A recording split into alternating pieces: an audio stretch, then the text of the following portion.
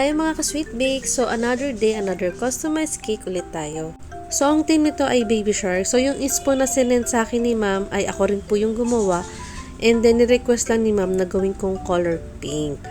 So kung mapapansin nyo, medyo light pink lang yung aking nilagay.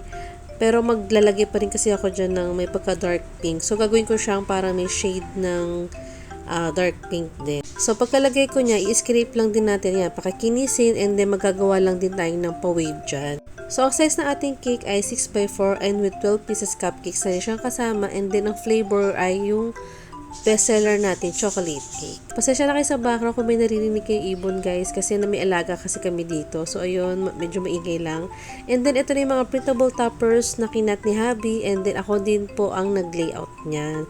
Diba, ang cute na ating mga toppers. So, kung mapapasin nyo doon sa ating previous na ginawang baby shark, may mga dinagdag ako dito na iba pang mga character. So, ayan, para may maiba lang doon sa ating dating ginawa. Like niyang crab na yan. And then, nilagay ko rin dyan yung ating ping pong. So, since color pink yung gusto na ating celebrant, so, ayan, ginit na ako lang yung pink na baby shark. So, gumawa lang din ako nitong pa-damo-damo dito. Ewan ko nung tawag sa ganyan, guys.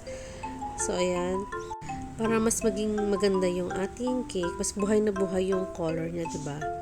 Napakabenta ng team na to ngayon, guys. So, hulaan nyo kung ilan yung team ko ngayong buwan na to ng baby shark. So, comment down below nyo lang.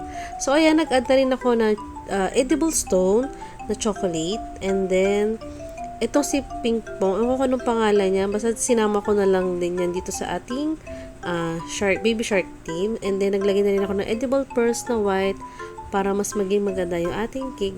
Para yan yung bubble effects. So, after ko maglagay ng mga small edible pearls, naglagay lang din ako ng isang malaking pearl dyan sa top ng ating cake. Diba? Ang ganda, no? And then, nag-proceed na rin tayo dito sa ating 12 pieces cupcake. So, with printable toppers din tong kasama. So, ginawa ko na lang din pink yung kanyang frosting. And, ito na guys yung final look ng ating cake.